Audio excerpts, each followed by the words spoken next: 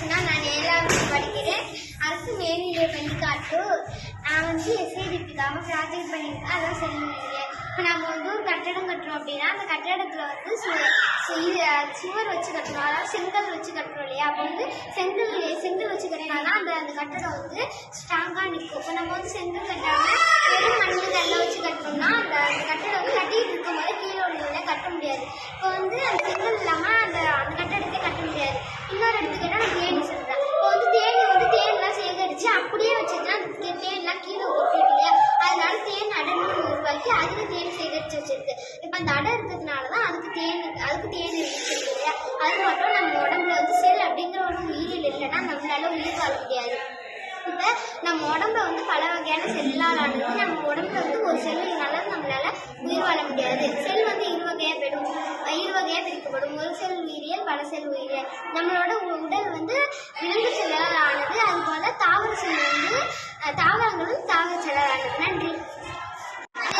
அனைவருக்கும் வணக்கம். என் பெயர் தீட்சினா. நான் 7வது படிக்கிறேன். அரசு மேல்நிலைப் பள்ளி காட்டூர். நான் எஸ்ஐடிபிக்காக ப்ராஜெக்ட் பண்ணியிருக்கேன். அதான் செல்லுறேன். இப்போ நம்ம ஒரு கட்டடம் கட்டுறோம் அப்படின்னா அந்த கட்டடத்தில் சுவர் வச்சு கட்டுறோம். அதாவது செங்கல் வச்சு கட்டுறோம் இல்லையா? அப்போ செங்கல் வச்சு கட்டினாதான் அந்த கட்டடம் ஸ்ட்ராங்காக நிற்கும். இப்போ நம்ம செங்கல் கட்டாமல் வெறும் மண்ணு கல்லை வச்சு கட்டுறோம்னா அந்த கட்டடம் கட்டிட்டு இருக்கும் போது கீழே உள்ள கட்ட முடியாது. இப்போ அந்த செங்கல் இல்லாமல் அந்த கட்டடத்தை கட்ட முடியாது. இன்னொரு எடுத்துக்கிட்டால் நான் தேனி சொல்கிறேன். இப்போ தேன்லாம் சேகரித்து அப்படியே வச்சுருந்தா அந்த தேன்லாம் கீழே கொட்டிட்டு இல்லையா? அதனால தேன் அடைன்னு உருவாக்கி அதில் தேன் சேகரித்து வச்சிருக்கு. இப்போ அந்த அடை இருக்கிறதுனால தான் அதுக்கு தேன் இருந்துச்சு இல்லையா? அது மட்டும் நம்ம உடம்புல செல் அப்படிங்கிற ஒரு உயிரில் இல்லைன்னா நம்மளால உயிர் வாழ முடியாது.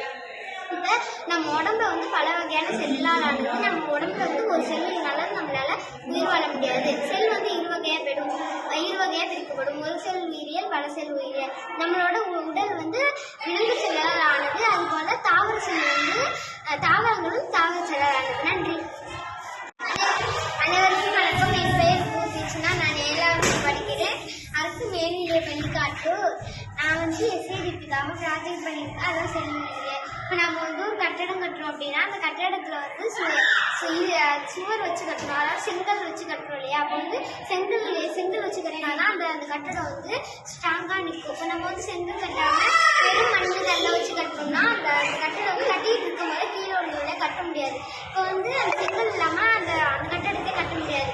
இன்னொரு எடுத்துக்கிட்டால் நான் தேனி சொல்கிறேன். இப்போ தேன்லாம் சேகரித்து அப்படியே வச்சுருந்தா அந்த தேன்லாம் கீழே கொட்டிட்டு இல்லையா? அதனால தேன் அடைன்னு உருவாக்கி அதில் தேன் சேகரித்து வச்சிருக்கு. இப்போ அந்த அடை இருக்கிறதுனால தான் அதுக்கு தேன் இருந்துச்சு இல்லையா? அது மட்டும் நம்ம உடம்புல செல் அப்படிங்கிற ஒரு உயிரில் இல்லைன்னா நம்மளால உயிர் வாழ முடியாது.